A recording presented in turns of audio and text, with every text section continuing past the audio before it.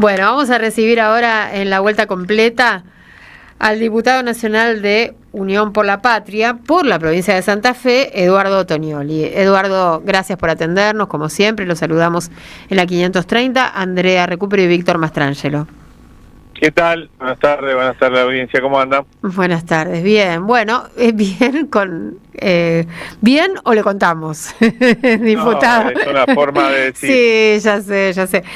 No, porque estábamos conversando sobre la causa, la investigación del tema Andis, el informe final del tema Libra, de la comisión, ¿verdad? También, bueno, algunas novedades. Sabemos que usted integra la comisión investigadora del tema fentanilo. Bueno, hay mucho movimiento también en el Congreso. Y hablamos de Martín Menem y del rol de Martín Menem. Y bueno, se me ocurre que usted nos puede contar un poco cómo es Martín Menem y cuál es el rol exacto. Sí.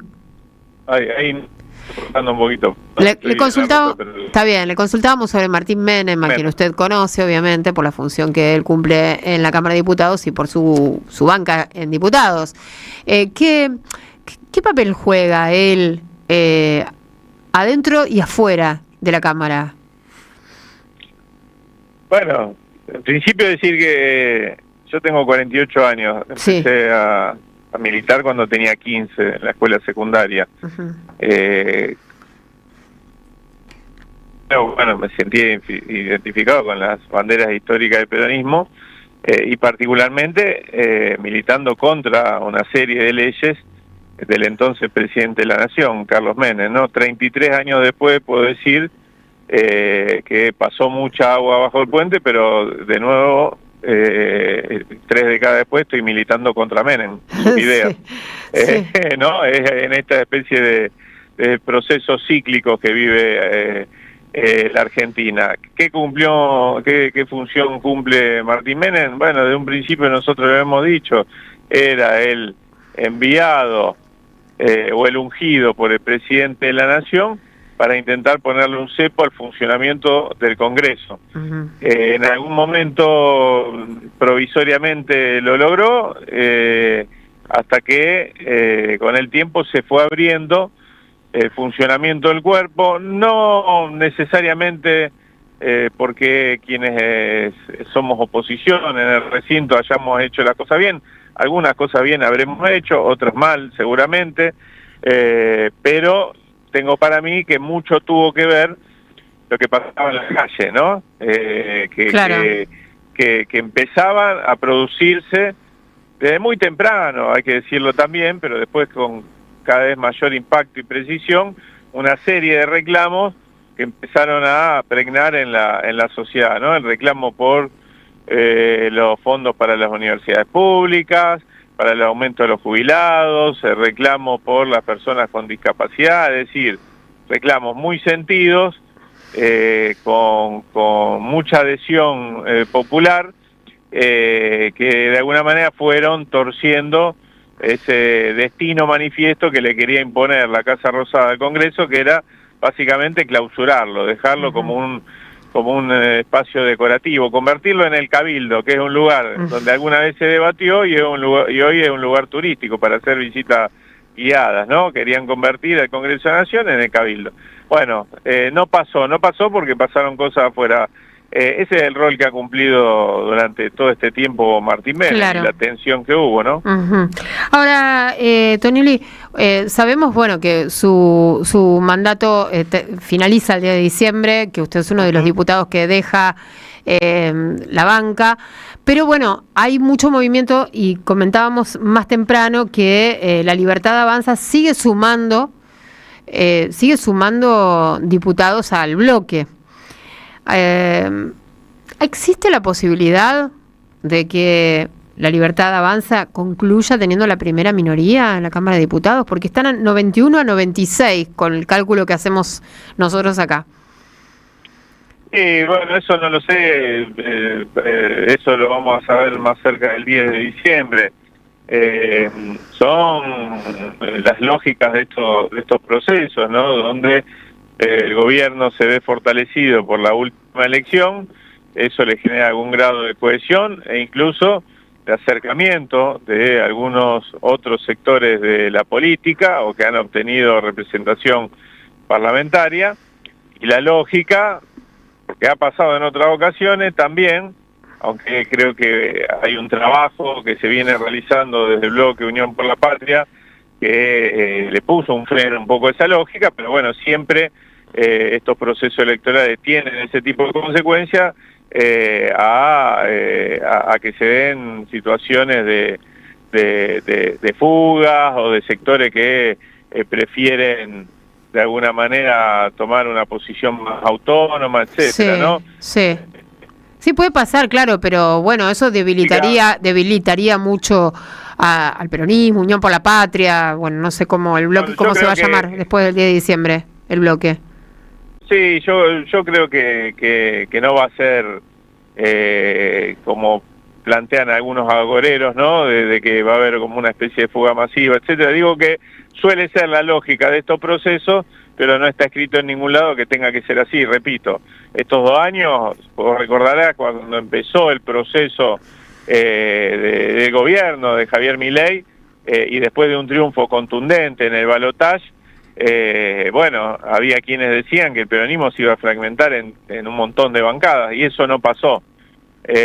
Y no pasó porque hubo un trabajo en la materia, ¿no?, de cohesión. Y no pasó también por la radicalidad del proyecto de Javier Milei, que pone enfrente, así como alinea algunos sectores a través de su política, pone enfrente a un montón de otros sectores sociales, económicos, productivos, que nos exigen a nosotros mismos, que nos han exigido durante todos los años, que nos mantengamos unidos, que demos una respuesta, que frenemos esa política y que además nos pongamos al frente de construir una alternativa y una perspectiva de futuro. Bueno, esos desafíos están vigentes todavía y entiendo que el peronismo debería priorizar eso, ¿no? Bien. ¿Qué tal, Eduardo? ¿Cómo estás? Víctor Mastrangelo te saluda. ¿Cómo estás? Muy bien.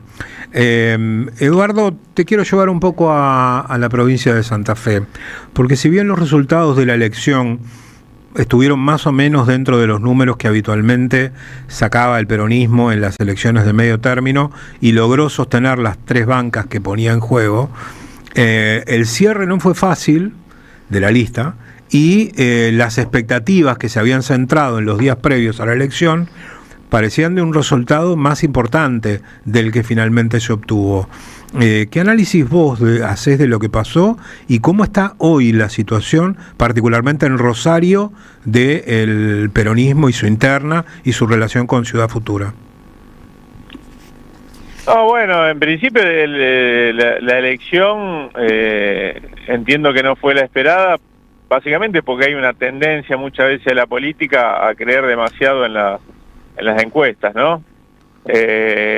Y como el gobierno provincial tuvo la habilidad de instalar cierta idea fuerza de que había un escenario de tercios, bueno, finalmente toda la política bailó al son de las encuestas, o de las supuestas encuestas, vaya a saber uno si se hicieron realmente, que divulgó el gobierno provincial, ¿no? Que tiene un enorme poder mediático en la provincia de Santa Fe, que le permitió instalar esto. Bueno, había un escenario de tercio y estaba ahí a disposición de cualquiera de los 3 grandes fuerzas, grandes actores o grandes fuerzas con posibilidades de disputar.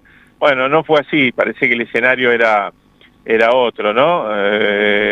Sí creo que el peronismo adoleció de lo mismo que adoleció en otros lugares del país. Hoy el peronismo no es una fuerza cohesionada, no tiene un liderazgo ordenador a nivel nacional, tampoco lo tiene a nivel provincial y tampoco tiene una homogeneidad en términos programáticos, ¿no?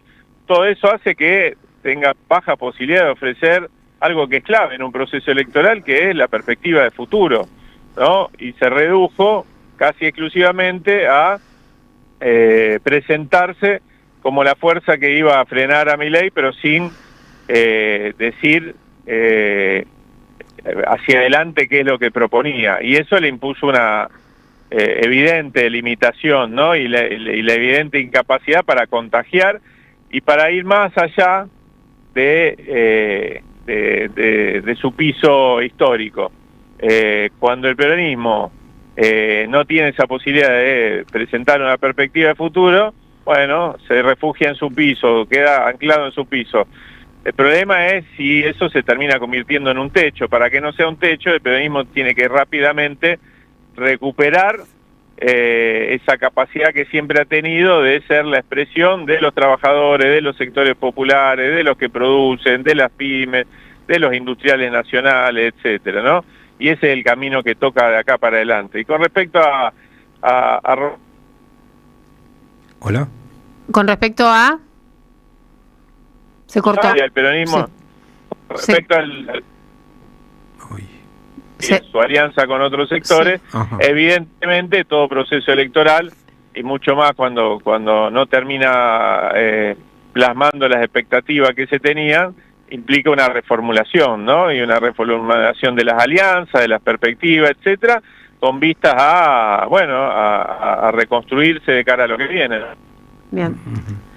Bueno, diputado, muchísimas gracias por este contacto.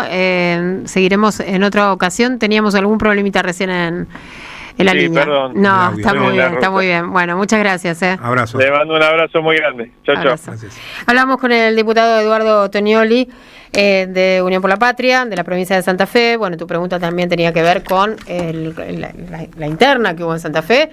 Tonioli quedó fuera de las listas. Exactamente. Recordemos que el movimiento Evita de la provincia de Santa Fe venía en un acuerdo de bastante de data, de unos cuantos años, con Ciudad Futura.